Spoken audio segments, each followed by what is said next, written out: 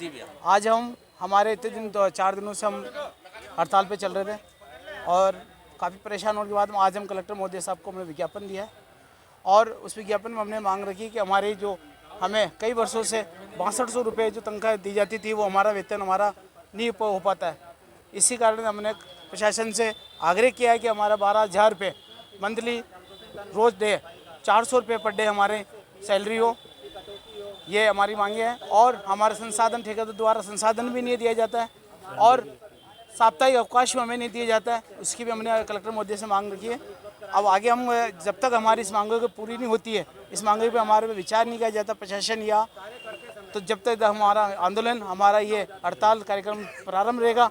यही है। लगभग कितने अस्थायी कर्मचारी हैं जो अभी हड़ताल पर हैं? लगभग 1500 कर्मचारी 52 वार्डों के वार्ड है, 52 वार्डों के अस्थायी कर्मचारी है।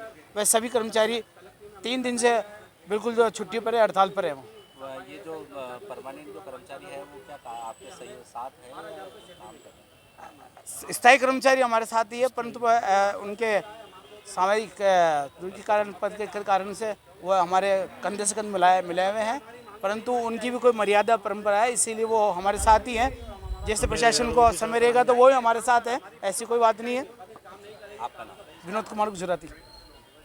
किन मांगों को लेकर? सर, हमारी मौलिक मांग छोटी सी, ना कोई ज़्यादा बड़ी ना कुछ। देश की आज़ादी के बाद देश के अंदर में काम कर रहे सभी कर्मचारियों को आज वेतन विज्ञप्ति के अंदर में 30,000, 35,000, 40,000, यानी अगर वो ठेका भर्ती में भी काम करते तो 500-600 रुपये प्रति दिन की उनकी मजदूरी होती है।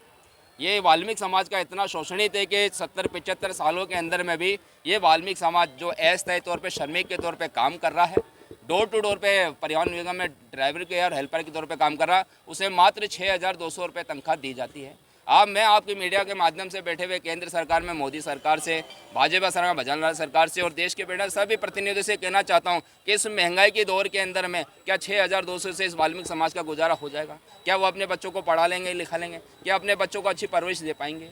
क्या वो अपने जीवन को अच्छा सुधार पाएंगे?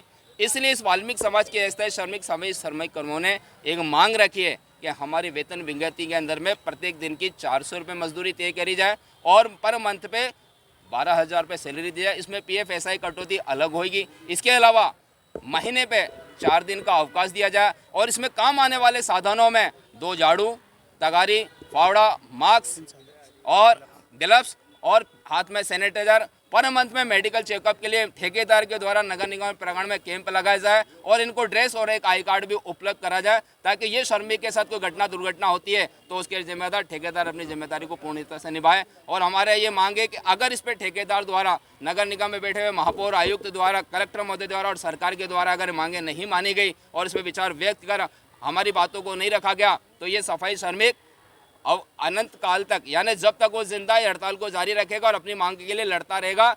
हमारी ये मांग सदा तक के लिए रहेगी। आज हमने कलेक्टर साहब को ये ज्ञापन दिया, उनसे अनुरोध करा गया है कि सर आपके माध्यम से हम भजनलाल सरकार जी को ये अवगत करा रहे हैं कि हमारी रेटों पे 12,000 रुपये प्रत्येक दिन महीने की सैलरी की जाए, 400 प्रति मजदूर, और जो हमें साधन चाहिए ये उपलब्ध करा जाए। कलेक्टर साहब ने हमें कहा है कि हम आपकी बात रखेंगे और उन्होंने हमें विश्वास दिलाया कि आपकी बातों पर हम बिल्कुल बात अपनी रखेंगे।